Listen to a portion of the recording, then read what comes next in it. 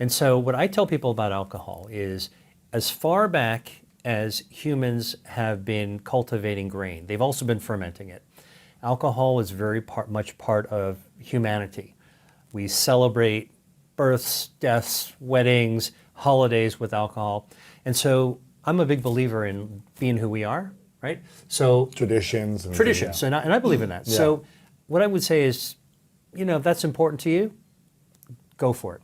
But be moderate and recognize, again, this is the why part of it, that in no case is it the ethanol and the alcohol that's good for you. It's the other stuff that's good for you. But you know what? I totally respect the fact that it plays a role in our humanity. Right. And I have a hard time with this because I've never been drunk in my life.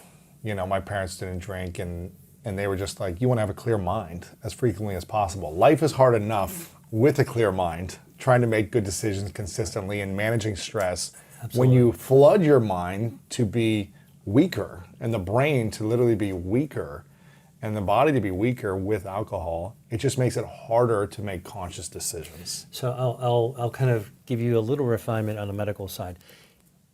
It is weaker, but it's actually less coordinated. Exactly. To make good decisions, we need really good coordination.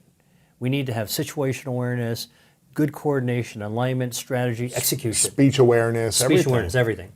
All that kind of goes with the fog, when we actually have mind-altering substances. What does alcohol do for the gut microbiome? How does it affect it positively or negatively?